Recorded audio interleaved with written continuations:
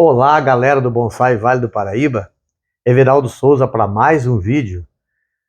Sejam todos bem-vindos ao nosso canal. Você que ainda não é inscrito, se inscreve, dá aquele joinha pra gente. E você que já é inscrito, se gostar do conteúdo, dá o joinha pra gente, que ajuda bastante. Hoje eu vou falar um pouquinho dessa plantinha aqui. É um Ficus microcarpa. Ele foi uma estaca, né? Fiz uma estaquinha dele, mais ou menos da grossura do meu mindinho. Ele enraizou, deixei ele no sol e detalhe, coloquei ele no substrato normal, no substrato 50-50 e não tirei do sol, para vocês verem a resistência que tem essa planta. Ele pegou, enraizou, cresceu, engrossou, né? E agora eu estou dando os últimos retoques nele aqui para eu poder fazer a copinha dele. Vou mostrar para vocês aqui como que tá essa planta aqui. Olha só que nebari bacana. Um nebari legal que ficou, certo? E eu estou deixando esse broto, né, esse galho de sacrifício crescer, para que a hora que ele criar a proporção aqui, ó, entre aqui e aqui, eu corte ele para poder montar a copa. Aqui, ó, eu peguei uma outra muda, coloquei aqui para fazer esse galho de fundo, tá? E tampar um buraco que tinha aqui. Ele tinha um buraco aqui, promovendo uma conicidade invertida. Ok? Então tá aí, ó. Tá aí uma plantinha. Vai ficar uma plantinha baixa, mas uma plantinha bacana.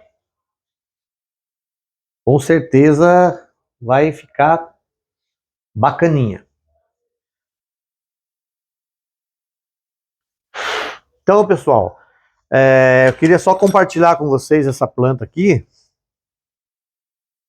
e dizer para vocês que a estaca ela é bem mais rápida, né, de fazer do que uma planta de semente.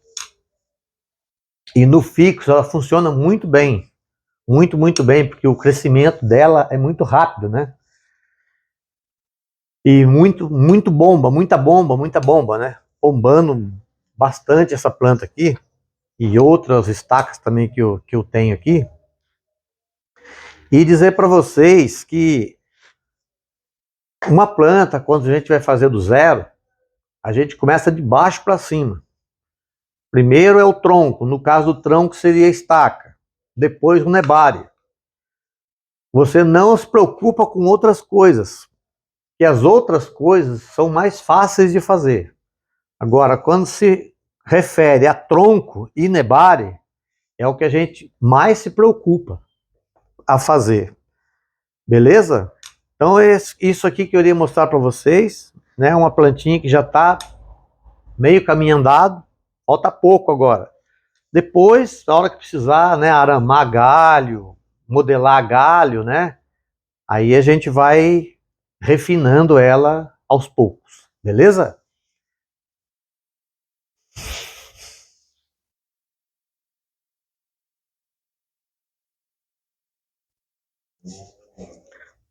Pessoal, eu tô com esses 4 personagens aqui. Queria falar um pouquinho para vocês de substrato, de tamanho de granulometria, né? De número de granulometria de substrato. Existe uma teoria de que cada tamanho de planta, cada tamanho de bonsai, ele precisa de uma granulometria. Quando você tem uma planta gigante, você pode usar a granulometria mais grossa que você tiver. E assim, consequentemente, vai baixando o tamanho, né, o número da granulometria. Por que eu quis fazer esse vídeo para vocês? Porque aqui nós vemos só planta pequena, né? Elas vão reduzindo o tamanho gradativamente. Quando se trata de de tamanho de planta e tamanho de granulometria, nós precisamos fazer o quê? Uma classificação da caqueira, né? Isso serve tanto para a caqueira quanto para o pedrisco, enfim. E eu uso normalmente 3 peneiras, ó. 3 peneiras. Vou mostrar para vocês aí. Essa aqui é uma peneirinha para você fazer a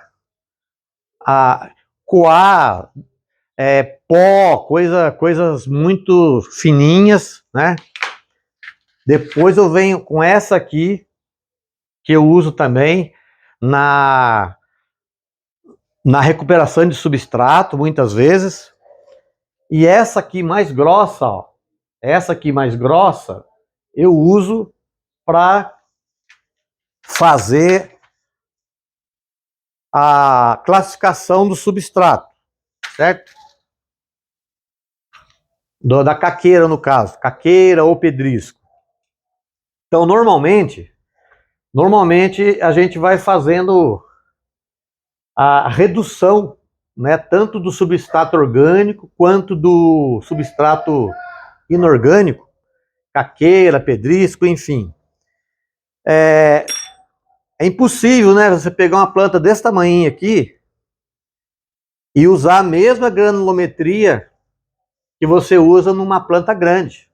Isso aí é complicado, porque você vai ter um espaço muito grande dentro do vaso de grãos, né, grande, e você não vai ter tanto substrato orgânico, né, para a planta.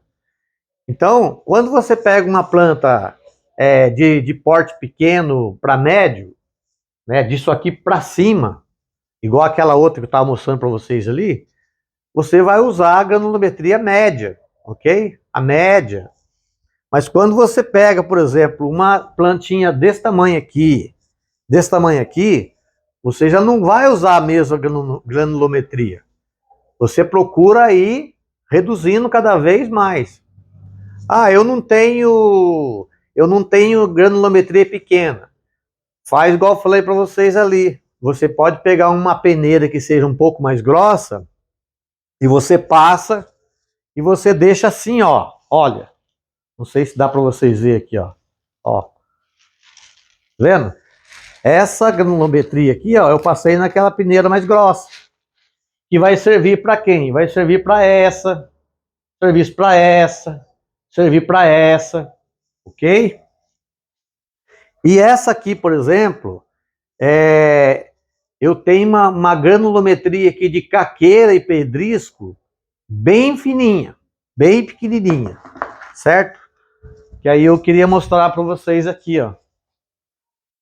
Neste caso, queria mostrar para vocês, eu já mostrei aqui, e aqui, ó, olha para vocês verem, aqui eu tenho um substrato pronto aqui, tá? De granulometria pequena. Eu tenho substrato pronto aqui também, ó, de uma granulometria mais fina, tá? E esse substrato aqui, ó, parece quase um pó de café, ó. Parece quase um pó de café. Vou mostrar na minha mão aqui. E esse aqui, ó, é a parte grossa. É a parte grossa que estava no substrato, que eu peneirei e deixei assim, ok?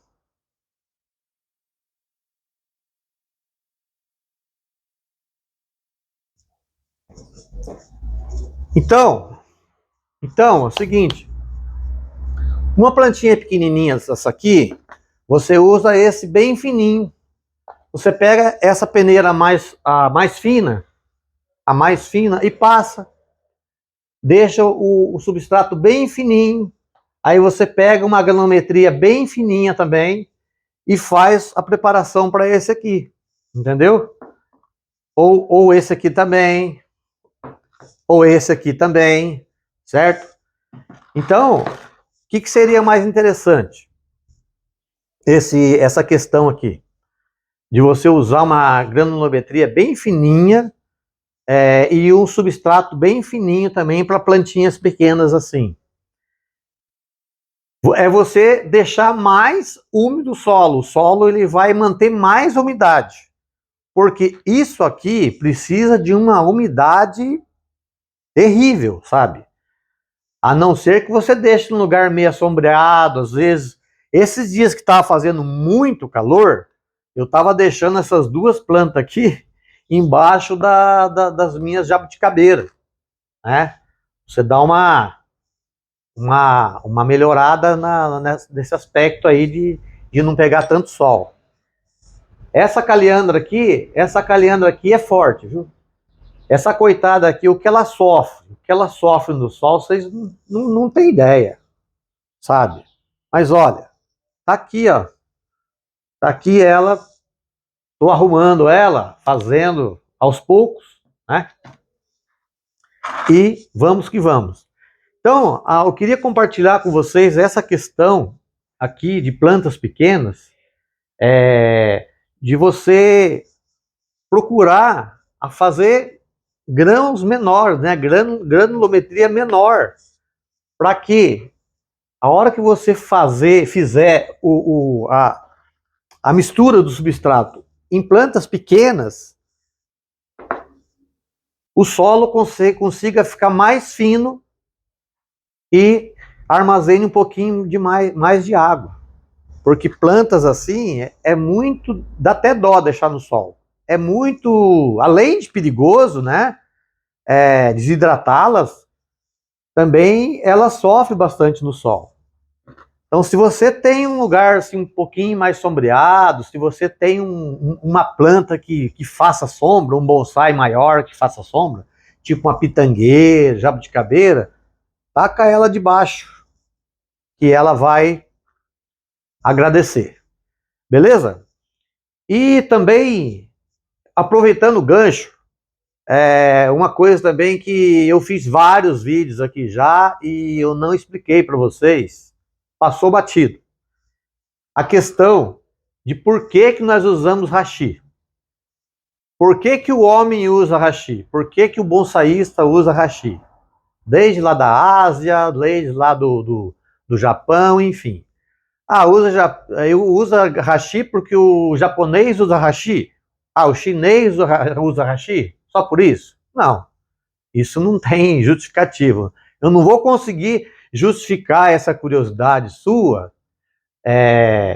pessoas que têm curiosidade de saber por que nós usamos hashi. Eu não vou conseguir justificar só falando que os orientais usam hashi. Fica vazia, né? Questão é a seguinte, galera. Os caras realmente, além deles terem essa peça aqui lá, né, para comer, para usar para um monte de coisa, eles também usam para o bonsai, porque realmente os caras são inteligentes.